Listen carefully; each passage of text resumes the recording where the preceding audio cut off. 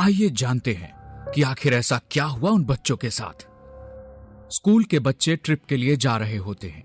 रात के समय रास्ते में बस को एक झटका लगता है, जिससे नेहा सामने बैठी एक औरत के पास आ जाती है और उसके गोद में सोए उसके बेटे का चेहरा देख लेती है, जो कि एक कंकाल था और उसके चेहरे पर कीड़े रेंग रहे थे। दिल्ली के स्कूल से नैनीताल के लिए एक स्कूल ट्रिप पर जा रहा होता है, जिसमें सभी बच्चे हंसते नाचते जा रहे थे। धीरे धीरे रात बढ़ने लगती है और बस अब नैनीताल के पहाड़ों पे चलने लगती है और बच्चे नाच रहे थे कि तभी अचानक ही ड्राइवर ब्रेक लगा देता है। क्या हुआ ड्राइवर, ऐसे बीच रास्ते में बस क्यों रोक दी? मैडम जी, वो देखो एक औरत जो बस के सामने आ गई है। मदद जी, मेरी मदद करो। मेरा घर ऊपर पहाड़ी की तरफ है और रात काफी हो गई है। मुझे भी बस में बिठा लो, मेरा बच्चा काफी छोटा है, मदद करो मेरी। टीचर बाकी सभी टीचर्स से बात करके उस औरत को बस में बिठा लेती है। उसी बस में नेहा अपनी दोस्त पूजा और उसके भाई रोहन के साथ इस ट्रिप पे आई थी। नेहा थोड़ी देर पहले तक नाच और खेल रही थी, लेकिन उस औरत के आते ही उसको कुछ अजीब सा लगने लगता है। लेकिन उस पर ध्यान न देकर नेहा वापस से खेलने कूदने लगती है। तभी बस को एक झटका लगता है, जिससे औरत ने अपने बच्चे को जिस कपड़े से ढका हुआ होता है वो खुल जाता है और नेहा वहीं पास में खड़ी थी, तो वो बच्चे को देखने की इच्छा से औरत के पास जाती है और बच्चे के चेहरे को देखते ही जोरों से चीखने लगती है। क्या हुआ नेहा? मैम, वो बच्चा कंकाल। क्या कहना चाहती हो, क्या हुआ है? नेहा डरते डरते कहती है, मैम वो बच्चा नहीं है, वो कंकाल है। नेहा की बात सुन सभी हैरान हो जाते हैं और उस औरत को देखने लगते हैं। तभी वो औरत हंसते हुए अपने बच्चे का चेहरा खोलकर सभी को दिखा देती है और वो एक नॉर्मल सा बच्चा ही था। नेहा, वो देखो बच्चा ही तो है। देखो, तुम्हें ही देख रहा है। सभी लोग अपनी अपनी जगह पर बैठ जाते हैं और नेहा भी अपनी सीट की तरफ जाने लगती है और जाते जाते वो बच्चे को दोबारा देखती है। इस बार बच्चा बिल्कुल नॉर्मल दिख रहा था। नेहा भी शांत हो जाती है और सभी फिर से मौज मस्ती करने लगते हैं। तभी औरत कहती है, बस मैडम जी, यहाँ ही रोक दीजिए बस। और वो औरत बस से उतर जाती है और जाते वक्त उसके बच्चे का खिलौना बस में ही गिर जाता है, जो रोहन उठाकर अपने पास रख लेता है। उसके जाने के बाद नेहा जब खिड़की से उस औरत को देखती है तो वो बस के पीछे की तरफ जा रही होती है और तभी अचानक ही औरत अपना सर घुमाकर नेहा को देखने लगती है और एक शैतानी हंसी हंसती है। तभी नेहा अपनी टीचर को देखने को कहती है। तभी वो औरत अपना सिर वापस से घुमाकर नीचे की तरफ को ही जाने लगती है। मैम, मैं सच कह रही हूँ, वो बिना घुमे ही पूरा सर घुमाकर मुझे देख रही थी। नेहा, मुझे लगता है तुम कुछ ज्यादा ही थक गई हो। और इतनी ही देर में बहुत तेज आवाज होती है और बस एक बार फिर रुक जाती है। क्या हुआ? ये कैसी आवाज थी? मैम, वो बस का एक टायर पंचर हो गया है, अब तो ये कल ही ठीक होगा। सभी टीचर्स आपस में बात करते हैं और पास के एक होटल में रुकने को कहते हैं। सभी बच्चे डिनर करके सोने के लिए अपने अपने कमरे में जाने लगते हैं। नेहा, पूजा और पूजा का भाई एक ही रूम में रहने वाले थे। क्योंकि पूजा का भाई काफी छोटा था, इसलिए पूजा उसको अपने साथ ही रखती है। और इस वक्त रोहन के पास वही खिलौना है जो उस औरत के बच्चे का था। रोहन उस खिलौने के साथ तब से खेल रहा था और तीनों अपने कमरे में आ जाते हैं। कमरा बहुत सुंदर था और उनके कमरे की खिड़कियों से हल्की हल्की ठंडी हवा आ रही थी। नेहा खिड़की से बाहर देखने लगती है। चल यहाँ सोते हैं, मुझे बहुत जोरों की नींद आ रही है।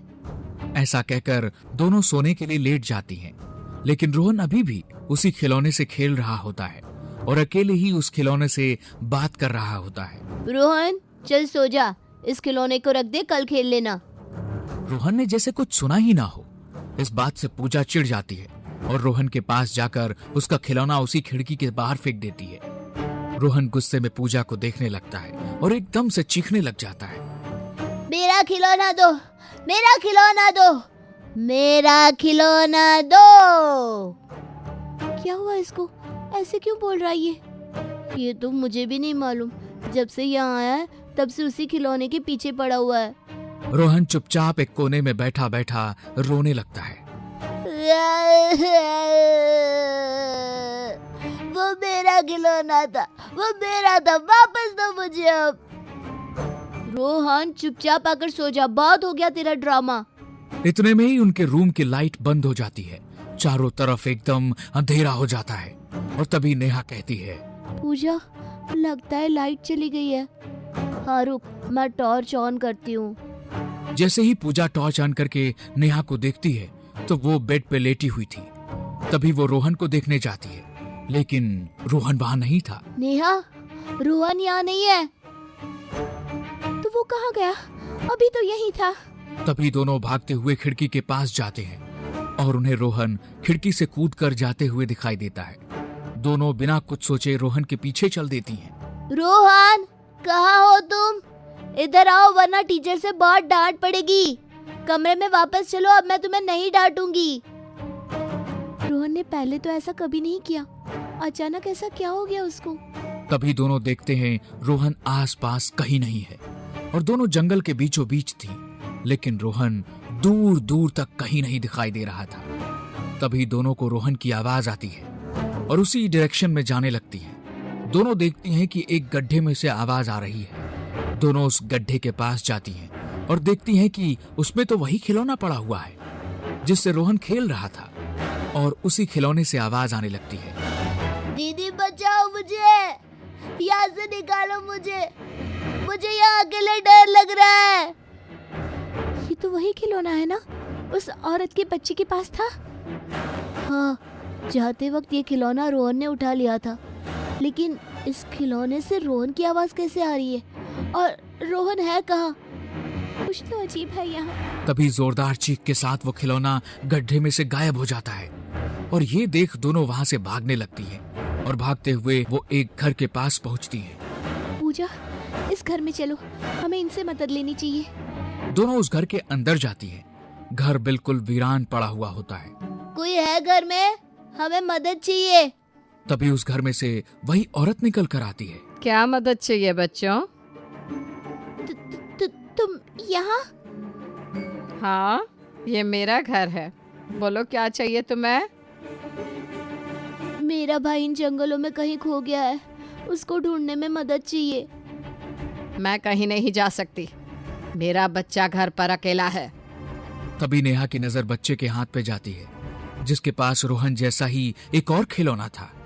ये देख नेहा उस बच्चे के हाथ से वो खिलौना छीन लेती है। ये तुमने क्या किया? वापस दो जल्दी से, ये मेरे बेटे का है, तुम्हें इसकी सजा जरूर मिलेगी। ये खिलौना तो रोहन के पास भी था। कहाँ है रोहन? क्या किया है तुमने उसके साथ? तभी औरत की गोद में बच्चा रोने लगता है और वो बच्चा रोहन होता है जिसकी आंखें अब लाल लाल हो रखी थी। और ये देख नेहा उस खिलौने को घर के बाहर फेंक देती है। रोहन उल्टा दीवार पे चलते हुए घर से बाहर चला जाता है और वो औरत देखते ही देखते खौफनाक चुड़ैल में बदल जाती है और हवा में उड़ते हुए दोनों के पीछे पड़ जाती है।